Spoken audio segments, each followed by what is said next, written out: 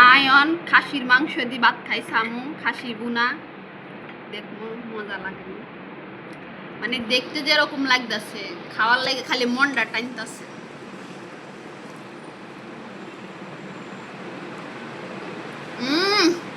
অনেক মজা। আসসালামু আলাইকুম, আপনারা সবাই কেমন আছেন? আশা করি ভালো আছেন, আমি ভালো আছি। তাই জানাগলে লই আইছি খাসির রেসিপি। তো আমি খাসির রেসিপি কিভাবে করি আপনারা আমার সাথে থাকেন দেখেন।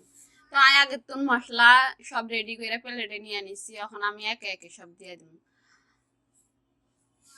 আই দি দুমন কাঁচামরিচ কুচি, পেঁয়াজ কুচি, তারপরে কয়টা আনাম রসুন নিছি ওইগুলা দিয়ে দিমু। তারপরে তেজপাতা মশলাগুলা নিছি ওইগুলা দিয়ে দিমু।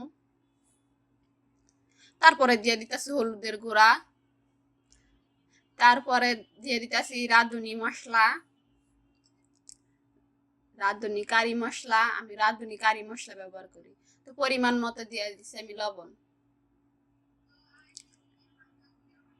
আমি দিয়ে দিতেছি হালকা জিরা বাটা, তারপরে দিয়ে দিতেছি আদা বাটা, তারপরে দিয়ে দিতেছি রসুন বাটা। সর্বশেষ এখন আমি দিয়ে দিব তেল। তো আপনারা পরিমাণ মতো দিয়ে দিন, আমিও পরিমাণ মতো তেল দিয়ে দিচ্ছি। এখন আমার সব মশলা দেওয়া শেষ, এখন আমি ভালো করে লাইরা সাইরা মাইখা দিতেছি সব। তার মশলাটি মাখা শেষ, এখন আমি এডি ডাইকে দিব কষানির লেগে। তো কষানির উৎবল কাইতাছে, এখন আমি একটু লাইরা সাইরা দিব। আমরা লারি সারি দিয়ে, লারি সারি না দিলে নিচে বাইতে দেব। তো আমি আরেকবার দিছিলাম, ডাকনা দিছিলাম দিয়া, এখন আবারও আমি লাইরা সাইরা দিতেছি। কষা ভালো করে কষায় নিতেছি। তো নাই পরিমাণ মতো হানি দিয়ে দিব, আর কষানি শেষ।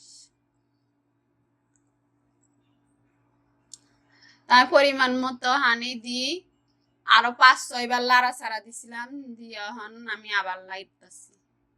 তো পানিটা শুকিয়ে গেছে, আমার ঝোল মাখা মাখা হয়ে গেছে। আমার রান্না শেষ, খাসি রেসিপি। এখন আমি নামালাইছি। তো দেখেন আমার খাসি রেসিপি দেখতে যেমন সুন্দর লাগতেছে, খাইতে এমন মজাই লাগবো। তো আমার ভিডিও আপনাদের ভালো লাগলে লাইক কমেন্ট সাবস্ক্রাইব করে দিবেন।